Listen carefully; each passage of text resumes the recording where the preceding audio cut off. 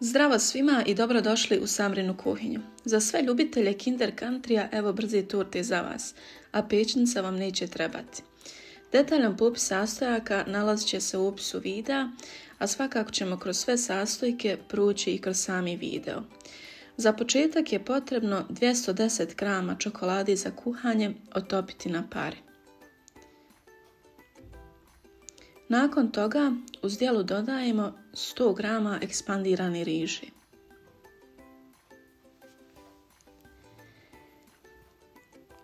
U to dodajemo 2 kašike meda,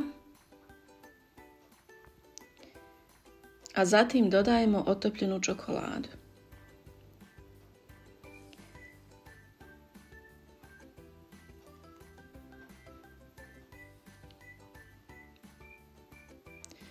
To je potrebno sve dobro sjediniti.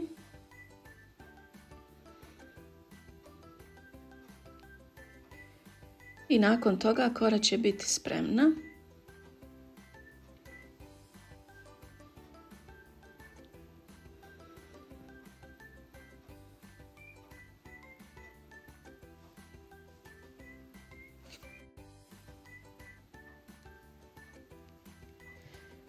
Ja sam koristila kalup promjera 28 cm. Dakle, sad je potrebno tu smjesu prebaciti u kalup.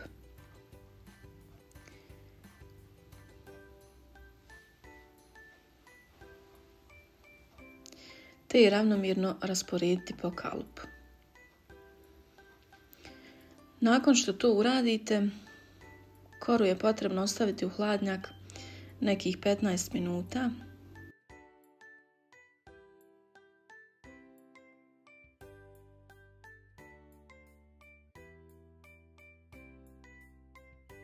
Za fil je potrebno istopiti 120 g bijele čokolade.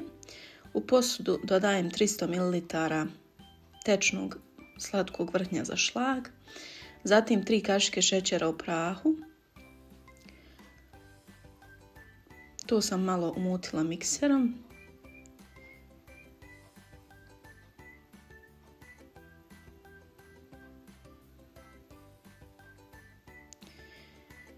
Nakon toga dodajem 100 g krem sira.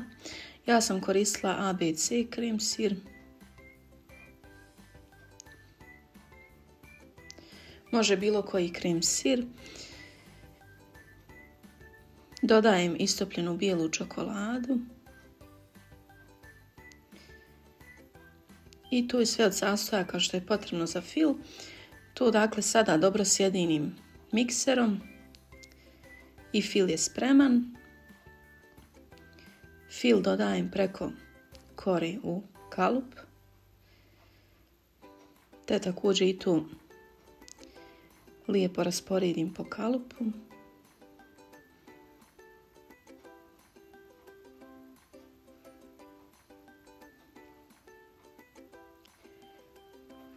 Po želji preko možete dodati otopljenu čokoladu, iako ja nisam, ostavila sam samo ovakvo kako jest. I preko sam dodala miks sobenih pahuljica kao dekoraciju. To je to, vrlo jednostavan recept, a jako ukusan. Preporučujem da ga isprobate, pišite vaše utiske u komentarima. Zapratite moj kanal, hvala vam na gledanju videa i do sljedećeg puta, prijatno!